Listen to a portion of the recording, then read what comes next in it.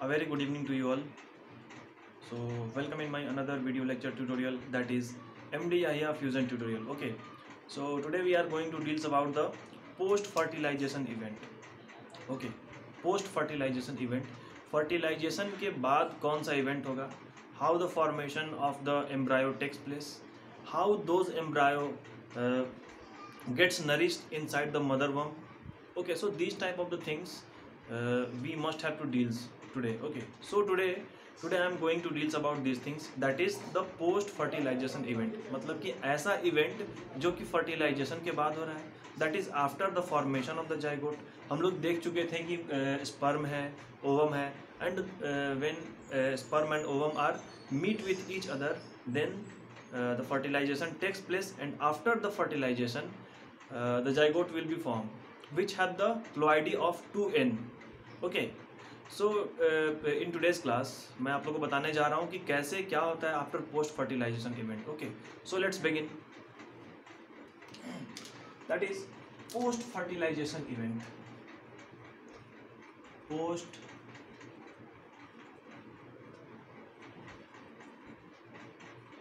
Fertilisation event क्या होगा fertilisation के बाद.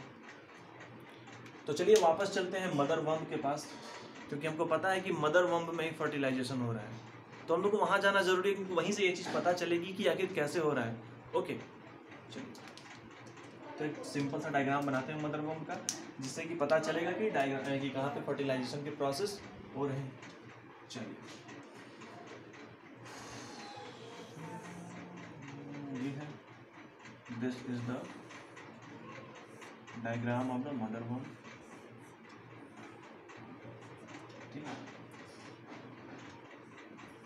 That is the uterus.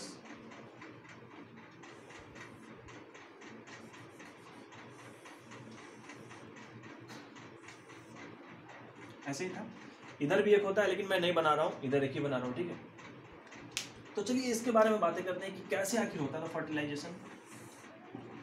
और ये फर्टिलाइजेशन से पहले ये जानना जरूरी है कि व्हाट इज मेंस्ट्रुएशन. हम लोग को पता है कि यहाँ से this is the ovary, this is the ovary, this is ovary, and ovary produces the egg. Ovary produces the egg, that is one egg are released each and every month from both the ovary. इधर भी एक ovary present है, इधर भी एक ovary present है. यहाँ से एग का रिलीज, यहाँ से एग रिलीज हो रहा था. कहाँ पे? ये है Fallopian tube. This one is said to be the fallopian tube. ये क्या है? फैलोपियन ट्यूब है. तो यहाँ से एक एग क्या हुआ? रिलीज हुआ.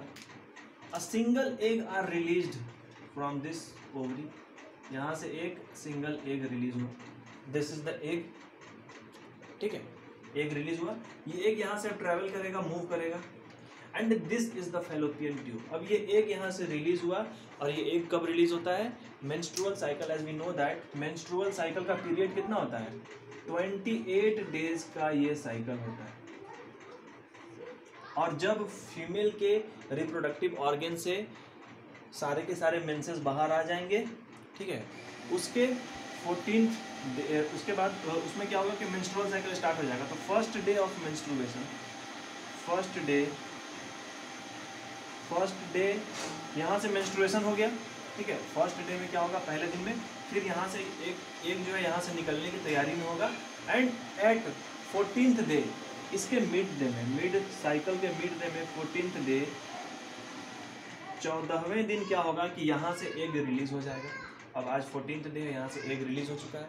जैसे ये एग रिलीज होगा, अगर कोई भी स्पर्म यहाँ से एंटर कर देता है, यहाँ से कोई भी स्पर्म आ रहा है, ठीक है, यहाँ से स्पर्म आया, यहाँ से स्पर्म की एंट्री हुई, यहाँ से स्पर्म की एंट्री हो गई, and this part are said to be what?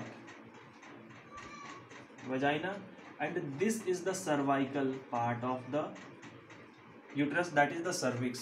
इस cervix को हम लोग neck region भी बोलते हैं, and this vagina are the opening of the uterus, that is the womb, and this is uterus. ये क्या है? इसको हम लोग क्या बोलेंगे? This is uterus, that is womb. ये womb है. जैसे ही यहाँ से ovulation हुआ, क्या होगा? This wall starts gets thickened. ये वॉल थिक हो जाएगा। Why? For nourishing the embryo. ये वॉल क्या हुआ? थिक हो गया। जैसे ओव्यूलेशन हुआ ये वॉल थिक हो गया। So this is said to be the uterine wall. मैंने ये सारी चीज़ें इससे पहले वाले अपने वीडियो में डिस्कस किया हुआ है, ठीक है। तो अगर नहीं देखे हो तो पहले वाले वीडियो पे जाके देखो, वहाँ पे human reproduction part 1, part 2, part 3, इस तरह से पार्ट बाय पार्ट में मैंने उस वहाँ पे वीडियोस बनाए, ठीक है। तो वहाँ पे सब कुछ दिया हुआ है। तो चलो यहाँ पर अगर स्पर्म की एंट्री होती है, here the sperm are enter. अब चलो ये वर्म है, स्पर्म यहाँ से एंटर कर चुका है। अब ये स्पर्म को पता है कि कहाँ से ओवम रिलीज हुआ, ठीक है, लेफ्ट वाले ओवरी से या फिर राइट वाले ओवरी से। तो ये स्पर्म मूव करता हुआ, ट्रैवल करता हुआ कहाँ से, ये जा रहा है स्पर्म, और यहाँ से ओवम आ रहा है। अब ये ओवम और स्पर्म यहाँ पर दोनों आपस में मिल जाएंगे। Here the ovum and sperm are meet with each other। ये क्या है? ये यहाँ पर देखो, यहाँ पर this is the sperm, ये है स्पर्म और ये क्या है? ओवम। दोनों आपस में मिल गए। And when ovum and sperm are meet with each other, then this process are said to be the fertilization। fertilization, यहाँ पर fertilization हुआ, and after the fertilization the formation of the zygote takes place। यहाँ पर zygote का formation हुआ है, formation of zygote takes place, and the ploidy level of the zygote are 2n। ये 2n का होगा, that is 2n means a complete cell। a complete cell, हम लोग को पता है कि स्पर्म सिंगल n का होता है और ओवम भी सिंगल n का होगा, ठीक है। यानी कि एक सेल का आधा, एक कंप्लीट सेल 2n का होता है और 2n का सिंगल n मतलब कि half cell. So sperm and ovum both are the half cell, both have the half ploidy level. और एक कंप्लीट सेल में कितना? The total 46 chromosome are present inside 2n। total 46 chromosome, that is total 23 chromosome are present inside the zygote। और इस ovum और sperm में क्या होगा? Since ovum have the single n and sperm have the single n, तो हम लोग क्या देख रहे हैं कि यहाँ पर ये स्पर्म क्या है? हाफ सेल है और ओवम भी हाफ सेल है। तो हाफ सेल जब हाफ है तो क्रोमोसोम नंबर भी हाफ हो जाएगा। तो एक कंप्लीट सेल में 46 नंबर ऑफ क्रोमोसोम होते हैं, तो पूरे एक हाफ सेल में क्या होगा? उस क्रोमोसोम का जस्ट रिड्यूस कर दो, that is 23 number of chromosome are present inside किसमें? स्पर्म में और ओवम में, ठीक है। तो यहाँ पर फर्टिलाइजेशन हो गया, और फर्टिलाइजेशन हो कहाँ पे रहा है? इस वाले ट्यूब में हो रहा है। This is a tube like structure, so this is the site where the fertilisation takes place. अगर स्पर्म और ओवम यहाँ पर मिलेंगे, इस वाले पूरे साइट में कहीं भी अगर स्पर्म और ओवम मिलेंगे तो फर्टिलाइजेशन हो जाएगी। बट इन केस अगर ओवम यहाँ पे मिलता है, सपोज करो कि ओवम ट्रैवल करके आगे आ गया, सपोज करो ovum, if the ovum continue travels और ओवम इस वाले फैलोपियन ट्यूब से बाहर निकल गया, यहाँ पे ओवम बाहर आ गया, दिस इज द ओवम, और ये स्पर्म आ रहा है, चिक चिक चिक चिक चिक चलते हुए स्पर्म आ रहा है, ठीक है। और स्पर्म क्या करेगा? अगर यहाँ पर ओवम और स्पर्म मिलेंगे, so this area is not the fallopian tube. ये क्या है? ये यूट्रस का एरिया है। This is the area which is belonging from the mother womb. ये मदर वम्ब का एरिया है। और फर्टिलाइजेशन कहाँ पे होना था? फर्टिलाइजेशन सिर्फ और सिर्फ इस फैलोपियन ट्यूब में होना था। तो फर्टिलाइजेशन नहीं होगी। क्यों नहीं होगी? बिकॉज कि इस ओवम का लाइफ सिर्फ 24 आवर्स होता है, और यहाँ से जब भी ओवम रिलीज होगा तो ओवम दैट इज एग क्या होगा? 24 आवर्स तक इस फैलोपियन ट्यूब के अंदर होता है, and after 24 hours those ovum will die, those egg will die. अब इस सेल की डेथ हो चुकी है, इस ओवम की डेथ हो चुकी है, तब ये यहाँ से बाहर निकला है। और जब इसकी डेथ हो चुकी है तो फिर स्पर्म क्या करेगा? स्पर्म तो अभी जिंदा है, लेकिन इस ओवम की डेथ हो चुकी है, तो यहाँ पर फर्टिलाइजेशन नहीं होगा। So the only the place where the fertilisation takes place, उसको कहते हैं फैलोपियन ट्यूब।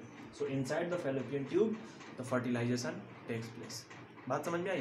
फैलोपियन ट्यूब के अलावा कहीं भी फर्टिलाइजेशन नहीं होगा।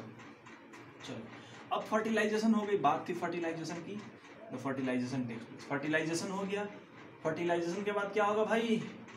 What happen after the fertilisation? ये था हमारे पास में स्पर्म। फर्टिलाइजेशन के बाद अब क्या होगा? Formation of the zygote takes place. और ये जाइगोट क्या है? एक ये जाइगोट का फॉर्मेशन हो गया, फर्टिलाइजेशन हो गया यहाँ पर। फर्टिलाइजेशन के बाद में दिस इज द जाइगोट, ये क्या है, ये zygote, this is the zygote. The formation of the zygote takes place, जिसकी प्लॉइडी लेवल कितनी है 2n, that is complete 46 chromosome are present inside this zygote. ये एक कंप्लीट सेल है। Now this cell are ready to divide again and again through the process of meiosis and mitosis. Meiosis और mitosis एक process होते हैं, उसी process के through ये सेल क्या होगा, बार बार रिपीटेडली टाइम्स डिवाइड करेगा। ये सेल बार बार डिवाइड करेगा, देखो यहाँ पर, और ये क्या होगा, जैसे ये कंप्लीट सेल है, इसके अंदर ऐसे ऐसे सेल का डिवीजन होगा, ढेर सारे सेल बनेंगे। एंड जब सेल डिवाइड करना स्टार्ट करेगा तो यहाँ से मूव करेगा, और मूव करते करते धीरे धीरे आकर के इधर वाले इस वाले पोर्शन में एम्बेडेड हो जाएगा, फिक्स हो जाएगा। This zygote are fixed with the uterine wall, and this uterine wall are spongy, the very thick layer. और ये क्या है, काफ़ी इसका थिक लेयर होता है यूटेराइन वॉल का, इसकी लेयर काफ़ी thick spongy layer, thick and spongy. और इसका काम क्या है, इट प्रिवेंट्स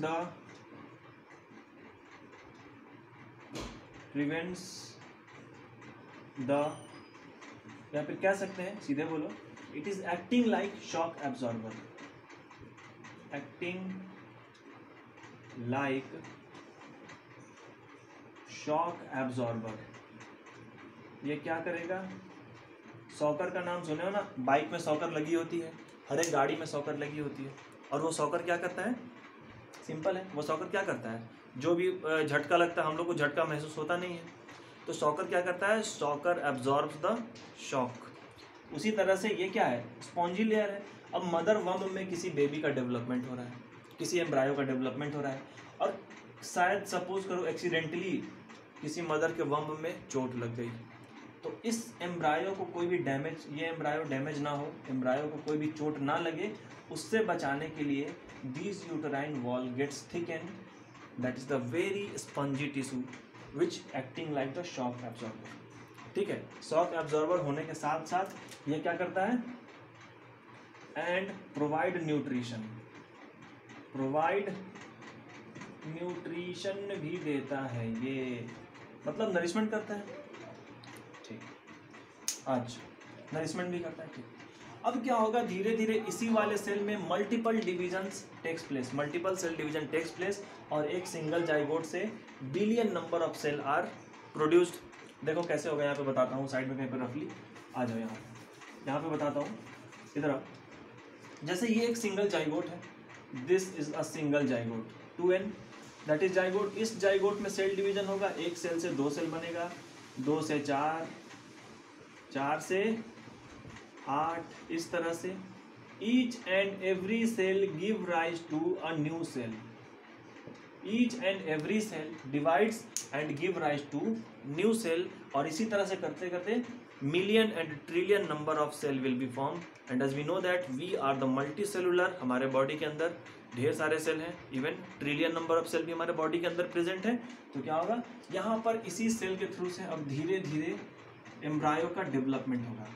दिस जाइगोट क्या होगा, अब ये जाइगोट नहीं रहा, अब ये जाइगोट ढेर सारे सेल में कन्वर्ट हो चुका है, और ये यहाँ पर एम्बेडेड हो चुका है। और यहाँ पर जो एम्बेडेड होता है, इसको हम लोग बोलते हैं इम्प्लांटेशन।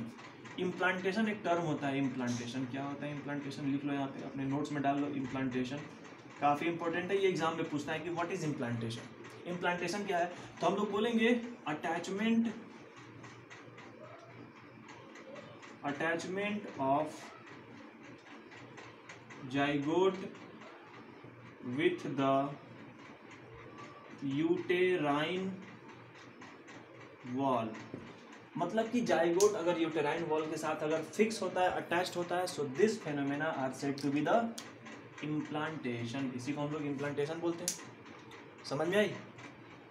अच्छा, आगे देखते हैं। चलो फिर अब इसके बाद क्या होगा, बार बार अभी भी इसके अंदर मल्टीपल सेल हो रहे हैं, again the cell division takes place inside the mother वर्म। ये यूटेरस है, यहाँ पर सेल डिवीजन बार बार हो रहे हैं, अभी सेल डिवीजन हो रहे हैं, और सेल डिवीजन होंगे तो क्या होगा, इसकी साइज बढ़ती चली जाएगी और बढ़ते बढ़ते क्या होगा, after 8 weeks from the fertilisation, जब ये फर्टिलाइजेशन हुआ, फर्टिलाइजेशन के 8 वीक्स बाद में, 8 सप्ताह बाद में क्या होगा कि दिस इज कन्वर्टेड इनटू, मतलब कि फर्टिलाइजेशन से लेकर के 8 वीक्स तक में इसको हम लोग क्या बोलेंगे, मीन्स फ्रॉम जाइगोट टू, जब फॉर्मेशन हुआ जाइगोट टू 8 वीक्स, जाइगोट से 8 वीक्स तक में क्या बोलेंगे, इसके अंदर जो भी होगा उसको हम लोग बोलेंगे एम्ब्रायो। एम्ब्रायो का ये मतलब होता है इनकम्प्लीट फीटस, मतलब कि जिसका अभी पता नहीं चल रहा है कि ऑर्गन क्या है, कहाँ पे पैर है, कहाँ पे हाथ है, कहाँ पे ब्रेन है, कहाँ पे उसका हार्ट है, कुछ पता नहीं चलेगा, उसको हम लोग बोलेंगे एम्ब्रायो। एम्ब्रायो मतलब कि उसका कुछ भी अभी डिफाइन नहीं है, मतलब कि जब जाइगोट बना, मतलब कि जब फर्टिलाइजेशन हुआ, फर्टिलाइजेशन से लेकर के 8 वीक्स तक में जो भी मदर वर्म के अंदर में सेल डिवीजन से जो भी फॉर्मेशन हो रहा है उसको हम लोग क्या बोलेंगे, एम्ब्रायो।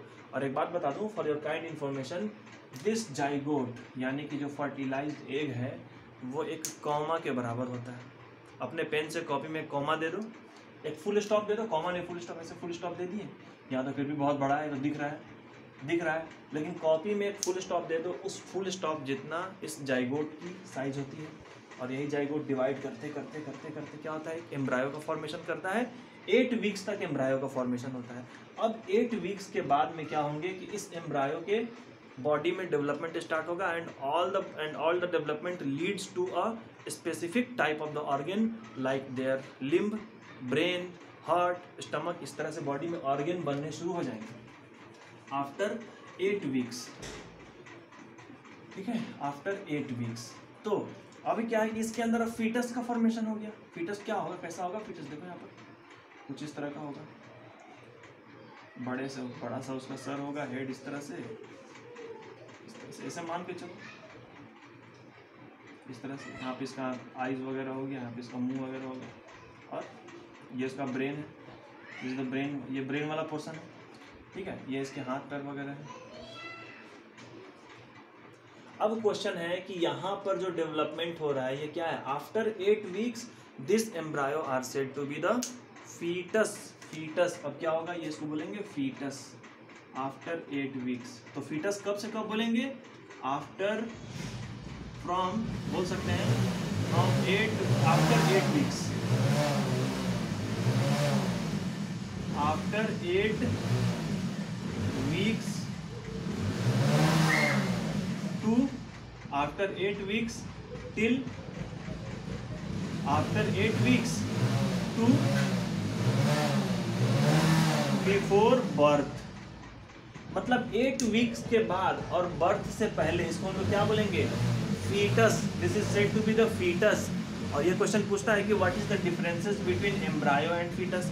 तो एम्ब्रायो क्या है, after the fertilisation, between fertilization and between the 8 weeks of the pregnancy are said to be the embryo, and after the 8 weeks and before the birth are said to be the fetus. fetus का मतलब होता है कि ऐसा हमारे पास में ऐसा condition जहाँ पे उसके सारे के सारे ऑर्गन क्लियरली दिखाई देने लगे, जैसे कि उसके हाथ, उसके पैर, brain, lungs, hearts etcetera, all the things are clearly visible, are said to be the foetus. और ये कब होता है, आफ्टर 8 वीक्स। ये 8 वीक्स के बाद में ऐसा होता है।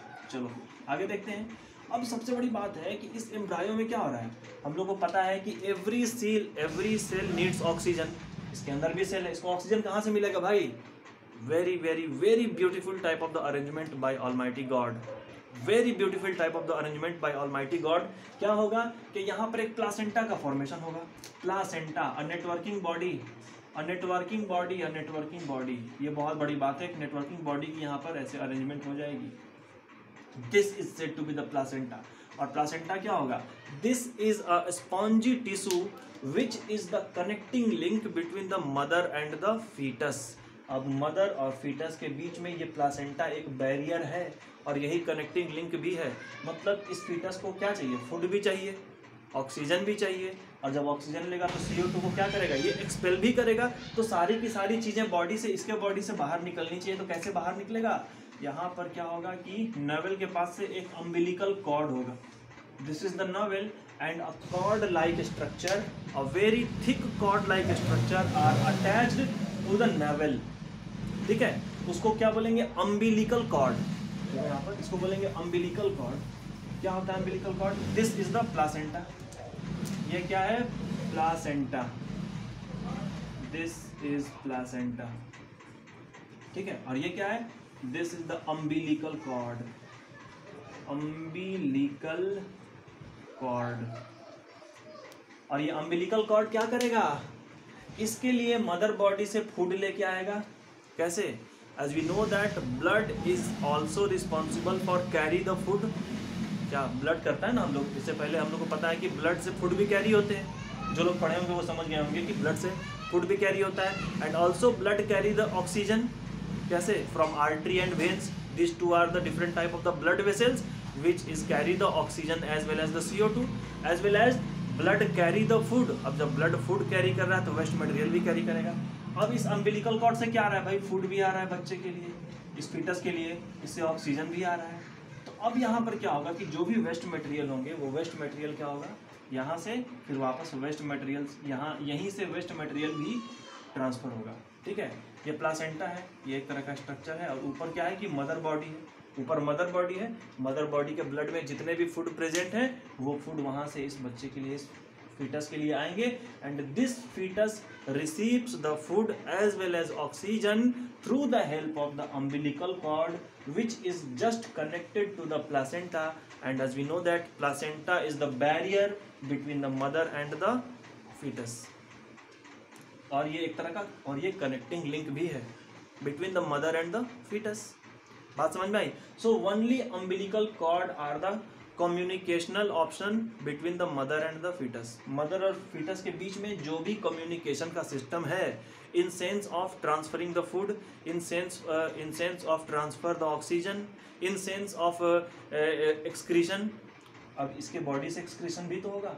दैट इज कि बॉडी के जितने भी वेस्ट मटेरियल है, वेस्ट मेटाबॉलिक प्रोडक्ट है in the form of CO2, in the form of ammonia, वो क्या होंगे? इसके बॉडी से अम्बिलिकल कॉर्ड के थ्रू बाहर निकल करके मदर के ब्लड में मिल जाएंगे। मदर का ब्लड फिर क्या करेगा? वहाँ से किडनी में जाएगा। और किडनी में क्या होता है? किडनी का काम हम लोग क्या पढ़े थे कि किडनी का एक और काम है कि किडनी ब्लड को भी फिल्टर करता है। तो ब्लड में जितने भी कार्बन वेस्ट मटेरियल होंगे सारे के सारे क्या होंगे? किडनी से एक्सट्रैक्ट कर लिए जाएंगे। And all the carbon product, all the ammonia product are just excreted out from the mother body through the help of the urine. Urine के साथ क्या होंगे? Along with the urine, urine के साथ वो पैसेज होकर के निकल जाएंगे। तो ये हमारे पास में एक कंप्लीट सिस्टम था। और ये क्या है? This is the foetus, this is the foetus, this is the foetus. तो बात समझ में आई? इस तरह से डेवलपमेंट होता है। अब क्या होगा? आफ्टर 9 मंथ, मतलब 9 मंथ तक, दैट इज कंप्लीट 38 वीक्स। मतलब कि 9 मंथ या फिर कह सकते हैं 9 मंथ और 38 वीक्स। क्या होगा? इस पीरियड तक ये this foetus are well developed, matured and now ready to delivered just from inside the mother body to the outside. कैसे बाहर आएगा? इसका बाहर आने का एक रास्ता है बस, only one passage, through the cervix, through the cervix of the female genital tract, through the cervix and through the opening of the female genital tract. Okay, तो क्या होगा? यहाँ से बाहर आएगा। तुम बोलोगे कि अरे तो इतना बड़ा फीटस है, यहाँ पे इतना छोटा सा ओपनिंग है, कैसे बाहर आएगा? कुछ हार्मोन फीमेल बॉडी में रिलीज होते हैं for relaxing the muscles, for relaxing the vaginal muscle, and due to the regular contraction and relaxation this child gets delivered from the mother body। और ये बच्चा यहाँ, ये फीटस क्या होगा? यहाँ से बाहर आ जाएगा। और जब ये फीटस बाहर, अब तक तो फीटस अंदर है तो इसको हम लोग फीटस बोल रहे हैं। जैसे ये मदर बॉडी से बाहर आएगा हम लोग अब इसको फीटस नहीं बोलेंगे, इसको बेबी बोलेंगे। बात समझ में आई? So it is quite simple type of the things. So the delivery of the baby takes place via the vagina through the help of the regular contraction and regular relaxation of the uterine muscles। क्या है ये? यहाँ पर muscles भी present हैं, यहाँ पर muscles भी प्रेजेंट हैं। तो रेगुलर कॉन्ट्रैक्शन रिलैक्सेशन वो क्या करेगा? एक फोर्स एक्सर्ट करेगा और उस बेबी को, फीटस को बॉडी से just excreted out, just pull कर देगा, इसके बॉडी से जस्ट बाहर निकाल देगा। और अब क्या होगा? The delivery of the baby takes place. तो ये था एक कंप्लीट हमारे पास में, इसको कहते हैं पोस्ट फर्टिलाइजेशन इवेंट, मतलब फर्टिलाइजेशन के बाद में क्या होता है फीमेल बॉडी में, ये उस चीज़ को यहाँ पे दिखाया गया है। अब देखो यहाँ पर जैसे कि fertilisation means after the zygote, zygote के बाद बॉडी में क्या होगा, ये उसका पूरा एक डिटेल्ड वीडियो लेक्चर है, ठीक है। तो प्लीज़ मैं आज भी बोल रहा हूँ कि 5 मिनट के वीडियो के चक्कर में मत पड़ो, और ये मत देखो कि ये वीडियो काफ़ी लंबी है, ठीक है। अगर आगे अच्छे से पढ़ना है तो प्लीज़ इसको अच्छे से देखो, पूरी वीडियो को देखो, तभी बात समझ में आएगी, वरना ऐसे कुछ भी समझ में नहीं आने वाला है। 5 मिनट के चक्कर में ज़िंदगी भर बस एक तुम्हारी ज़िंदगी 5 मिनट की बन के रह जाएगी, फिर बहुत प्रॉब्लम होगा, ठीक है। तो अगर उससे बचना है तो फिर पूरे वीडियो को देखो, सिर्फ मेरे ही वीडियो को नहीं। मैं ऐसा बिल्कुल नहीं बोल रहा हूँ कि मैं तुम्हारे सारे प्रॉब्लम को दूर कर दूंगा। मैं यहाँ पर सिर्फ तुम्हारे हेल्प करने के लिए आया हूँ। I am here only help for you, I am here for only help to you. मैं सिर्फ तुम्हारे हेल्प करने के लिए यहाँ पे आया हूँ, और मेरा बाकी दूसरा कुछ नहीं है। लेकिन प्लीज़ शॉर्टकट के चक्कर में मत पड़ो, एक पूरा डिटेल, चाहे किसी भी चीज़ को देखो 5 मिनट में या 10 मिनट में, कोई भी इस चीज़ को पोस्ट फर्टिलाइजेशन इवेंट को नहीं बता सकता है, because it is very highly complex type of the things.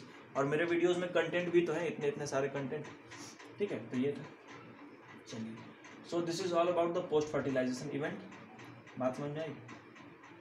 So this much for the day.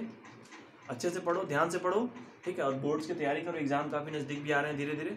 So please prepare your self, please prepare your self for your board examinations, ठीक है।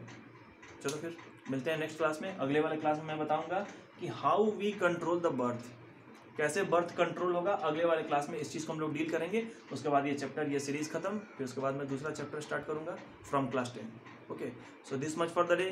Thank you class.